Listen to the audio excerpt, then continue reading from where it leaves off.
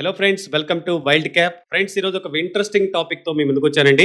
వీడియోను చివరి వరకు చూసి మీ అభిప్రాయాన్ని కామెంట్ లో చెప్పండి. స్టాక్ మార్కెట్ లో, స్మాల్ క్యాప్ మార్కెట్ లో పర్టికులర్ గా పెట్టుబడి పెట్టడం అంటే సముద్రంలో ముత్యాల కోసం వెతకడం లాంటిది. ఇక్కడ వాల్యుయేషన్స్ ఒక్కోసారి కంపెనీ అసలు విలువ కంటే చాలా ఎక్కువగా కనిపిస్తుంటాయి. కానీ ఈ వాల్యుయేషన్స్ కేవలం ఊహల వల్ల వస్తున్నాయా, లేక నిజంగానే కంపెనీకి అంత బలం ఉందా అని చెప్పే ఒక కీలకమైన కొలమానం ఏంటో తెలుసా? అదే ఆర్డర్ బుక్ అండి. ఒక కంపెనీ మార్కెట్ క్యాపిటలైజేషన్ కంటే దాని ఆర్డర్ బుక్ సైజు పెద్దదిగా ఉంది అంటే అక్కడ ఏదో ఒక లోతైన విషయం ఉంది అని అర్థం చేసుకోవాలి. అంటే ఆ కంపెనీ భవిష్యత్తుపై మార్కెట్ భారీ అంచనాలు పెట్టుకుంది అనే దీని అర్థం. కానీ ఇక్కడ ఒక చిన్న ట్విస్ట్ ఉందండి. కేవలం పెద్ద ఆర్డర్ బుక్ ఉన్నంత మాత్రాన అది మంచి స్టాక్ అయిపోదు. ఎందుకంటే ఇప్పటికే ఉన్న ఆర్డర్ సమాచారం షేర్ ప్రైస్ లో అప్పటికే కలిసిపోయి ఉండొచ్చు కదా. అంటే ఇప్పుడు మనం చూడాల్సింది కేవలం ఆర్డర్ బుక్ సైజ్ మాత్రమే కాదు, ఆ ఆర్డర్స్ ను కంపెనీ ఎంత వేగంగా రెవెన్యూగా అంటే ప్రాఫిటబిలిటీగా మారుస్తుంది, అంటే దాని ఎగ్జిక్యూషన్ కెపాసిటీ ఎంత అన్నదే ఇక్కడ చాలా కీలకమైన అంశం.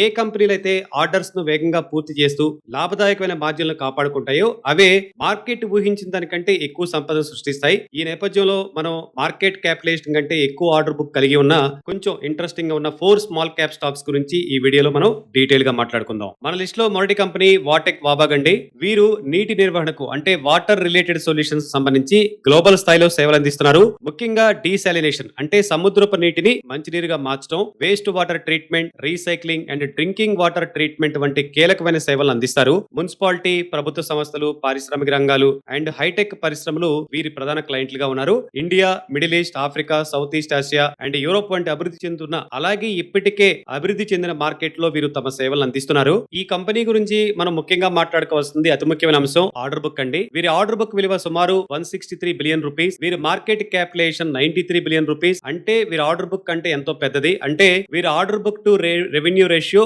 3 రెట్లకు దాదాపుగా ఉంది. ఇందులో 64% ఈపీసీ అంటే ఇంజనీరింగ్, ప్రొక్యూర్మెంట్, కన్స్ట్రక్షన్ ప్రాజెక్టులు అండ్ 36% ఓఎండ్ఎం ఆపరేషన్స్ అండ్ మెయింటెనెన్స్ కాంట్రాక్ట్లు ఉన్నాయి. ఈ ఓఎండ్ఎం కాంట్రాక్ట్ల వల్ల కంపెనీకి దీర్ఘకాలిక ఆదాయం వస్తుంది అండ్ లాభాల మార్జిన్లు కూడా ఎక్కువగా ఉన్నాయి. అందుకే మేనేజ్మెంట్ ఈ విభాగంపై ఎక్కువగా ప్రత్యేకంగా దృష్టి సారిస్తుంది. 50% ఆర్డర్లు అంతర్జాతీయ మార్కెట్ల నుంచి, మిగిలిన 50% ఇండియా నుంచి వస్తున్నాయి. అంతర్జాతీయ మార్కెట్ లో విస్తరించడం వీరి ప్రధాన వ్యూహంగా ఉందండి. ప్రస్తుతం 30 బిలియన్ రూపీస్ విలువైన ప్రాజెక్ట్ లో వీరు L1 అంటే లోయెస్ట్ బిడ్డర్ గా ఉన్నారు. మేనేజ్మెంట్ అంచనా ప్రకారం రాబోయే రోజుల్లో 15 to 20% revenue CAGR and 13 to 15% EBITDA మార్జిన్లు సాధించగలమని చెప్పేసి వీరు ధీమాగా ఉన్నారు. కంపెనీ కేవలం సాధారణ నీటి శుద్ధి మాత్రమే కాకుండా అండి, సెమీ కండక్టర్లు, solar manufacturing, data centres and green energy వంటి హైటెక్ పరిశ్రమల అవసరాలను తీర్చడానికి వీరు తమ టెక్నాలజీని విస్తరిస్తున్నారు. ఉదాహరణకు ఒక సోలార్ సెల్ మ్యానుఫ్యాక్చరింగ్ ప్లాంట్ కోసం వీరు advanced ultra pure water project ను చేస్తున్నారు. అలాగే భారీగా నీరు అవసరమయ్యే గ్రీన్ హైడ్రోజన్ ప్రాజెక్ట్ కోసం డీసాలినేషన్ టెక్నాలజీని అందిస్తూ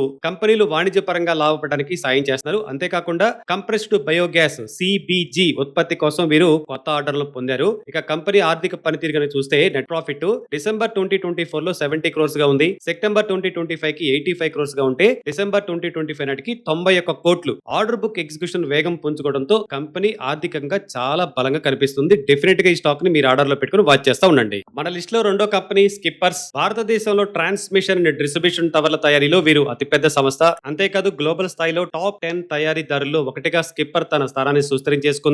ప్రస్తుతం భారతదేశం తన పవర్ ట్రాన్స్మిషన్ నెట్వర్క్ ను భారీగా విస్తరిస్తుంది. ప్రభుత్వం 2032 నాటికి హై వోల్టేజ్ ట్రాన్స్మిషన్ లైన్ల కోసం ఏకంగా 9.2 lakhs crores క్యాపెక్స్ ని ప్లాన్ చేసింది. ఇందులో భాగంగా 2027 నాటికి 1.15 lakh సర్క్యూట్ కిలోమీటర్ లైన్లు, ఆపై 2032 వరకు మరో 77,000 కిలోమీటర్ల లైన్లు నిర్మించాలనేది ప్రభుత్వ లక్ష్యంగా ఉందండి. ఈ భారీ ప్రాజెక్టుల వల్ల స్కిప్పర్ కు ఎంతో డిమాండ్ లభిస్తుంది. కంపెనీ గురించి మనం మాట్లాడుకోవాల్సిన అతి ముఖ్యమైన అంశం ఆర్డర్ బుక్ కదా. డిసెంబర్ 2025 నాటికి వీరి ఆర్డర్ బుక్ రికార్డు స్థాయిలో 90 బిలియన్ రూపీస్ కి దాటింది. అంటే వీరి మార్కెట్ క్యాపిటలైజేషన్ అయిన 5,000 crore కంటే ఇది దాదాపు రెట్టింపుకు దగ్గరగా ఉంది. అంటే కంపెనీకి భవిష్యత్తులో ఆదాయం ఎలా ఉంటుందో క్లియర్ గా విజిబిలిటీ అవుతుంది మనకి. ప్రస్తుతానికి వీరి ఆర్డర్ బుక్ లో 90% దేశీయంగా ఉండగా 10% ఎగుమతుల ద్వారా వస్తున్నాయండి. అయితే భవిష్యత్తులో ఈ రేషియోను 50-50 కి తీసుకురావాలని చెప్పేసి మేనేజ్మెంట్ లక్ష్యంగా పెట్టుకుంది. అలాగే సుమారు 270 బిలియన్ రూపీస్ విలువైన భారీ ప్రాజెక్టుల కోసం వీరు బిడ్డింగ్ ప్రక్రియలో ఉన్నారు. కంపెనీ తన తయారీ సామర్థ్యాన్ని పెంచే దిశగా స్కిప్పర్ అడుగులు వేస్తుందండి. ఇప్పటికే 75,000 మెట్రిక్ టన్నుల సామర్థ్యం గల ప్లాంట్ అందుబాటులోకి వచ్చింది. అలాగే మరో 75,000 MTPA విస్తరణ పనులు జరుగుతున్నాయి. ఇది FY27 మొదటి క్వార్టర్ నాటికి పూర్తవుతుందని చెప్పేసి అంచనా ఉంది. కంపెనీ ఆర్థికంగా చాలా బలంగా కనిపిస్తుంది. డిసెంబర్ 2024 నాటికి నెట్ ప్రాఫిట్ 36 క్రోర్స్ గా ఉంది. సెప్టెంబర్ 2025 కి 37 క్రోర్స్ గా ఉంటే డిసెంబర్ 2025 కి 50 క్రోర్స్ నమోదు చేసిందండి. మేనేజ్మెంట్ రాబోయే రోజుల్లో 20-25% రెవెన్యూ వృద్ధిని అండ్ 10% ఎబిటా మార్జిన్ ను మెయింటైన్ చేస్తామని చెప్పేసి స్పష్టం చేస్తుంది. ఫ్రెండ్స్, మన లిస్ట్ లో మూడో కంపెనీ GNS పవర్ ఇన్ఫ్రాస్ట్రక్చర్ అండి. స్మార్ట్ మీటరింగ్ సొల్యూషన్స్ రంగంలో వీరు ఎండ్ టు ఎండ్ సేవలను అందిస్తున్నారు. కంపెనీ ఆర్డర్ బుక్ నిజంగా అద్భుతమని చెప్పాలి. డిసెంబర్ 2025 నాటికి ఆర్డర్ బుక్ విలువ 272.2 బిలియన్ రూపీస్ గా ఉంది. వీరి మార్కెట్ క్యాపిటలైజేషన్ 91.9 బిలియన్ గా, అంటే దాదాపు 3 రెట్లు ఎక్కువగా ఉంది. ప్రస్తుతం వీరి వద్ద సుమారు 27.5 మిలియన్ స్మార్ట్ మీటర్లను ఇన్స్టాల్ చేసే కాంట్రాక్ట్లు ఉన్నాయి. వీటిని వచ్చే 3 ఏళ్లలో పూర్తి చేయాలని కంపెనీ లక్ష్యంగా పెట్టుకుంది. ఈ కాంట్రాక్ట్లు 8 నుండి 10 ఏళ్ల కాల పరిమితితో స్థిరమైన ఆదాయాన్ని అందిస్తాయి. అండ్ భారతదేశంలో మొత్తం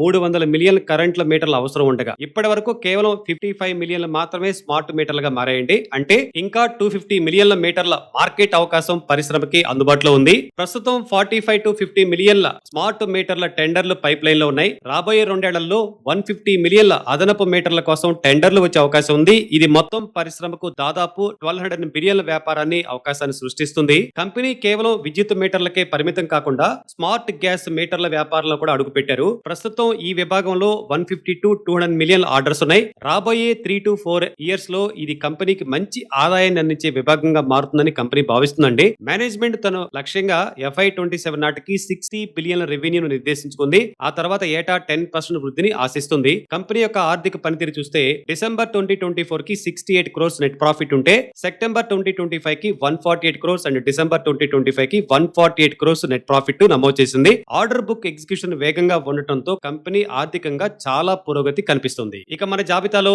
లాస్ట్ దండి PSP ప్రాజెక్ట్స్. ఇది ఒక ఇంటిగ్రేటెడ్ EPC కంపెనీ. అంటే కన్స్ట్రక్షన్ రంగంలో డిజైన్ దగ్గర నుండి ప్రాజెక్టు పూర్తయ్యే వరకు అన్ని వీరే చూసుకుంటారు. ఇండస్ట్రియల్, ఇన్స్టిట్యూషనల్, ప్రభుత్వ అండ్ రెసిడెన్షియల్ ప్రాజెక్టులో వీరికి మంచి అనుభవం కూడా ఉంది. కంపెనీకి వీరి ప్రస్తుత ఆర్డర్ బుక్ విలువ 91.8 బిలియన్ రూపీస్ అండి. వీరి మార్కెట్ క్యాపిటలైజేషన్ 29.1 బిలియన్ రూపీస్ గా ఉండి, అంటే ఏకంగా 3 రెట్లు ఎక్కువగా ఉంది కదా. ఈ కంపెనీలో అదానీ గ్రూప్ 34.4% వాటాను కొనుగోలు చేసింది. దీని వల్ల రాబోయే దశాబ్ద కాలంలో అదానీ గ్రూప్ చేపట్టబోయే భారీ $100 బిలియన్ ప్రాజెక్ట్ లో PSP కీలకమైన పాత్రను పోషిస్తుంది. అండ్ వీరి వ్యూహం కూడా మారుతుందండి. భవిష్యత్తులో 75 to 80% ఆర్డర్లు అదానీ గ్రూప్ నుండి వచ్చేలా, మిగిలిన 15 to 20% బయట క్లయింట్లు వచ్చేలా ప్లాన్ చేసుకుంటున్నారు. ముఖ్యంగా ధారావి రీడెవలప్మెంట్ భాగంగా మతుంగా బ్లాక్ ప్రాజెక్ట్ గురించి వీరు అడ్వాన్స్డ్ చర్చలు జరుపుతున్నారు. కంపెనీ ఆర్థిక పనితీరు చూస్తే డిసెంబర్ 2024 కి 6 కోట్లుగా నెట్ ప్రాఫిట్ ఉంది. సెప్టెంబర్ 2025 కి నెట్ ప్రాఫిట్ 15 క్రోర్స్ గా ఉంటే డిసెంబర్ 2025 కి 16 కోట్ల నెట్ ప్రాఫిట్ కలిగి ఉన్నారు. FY26 లో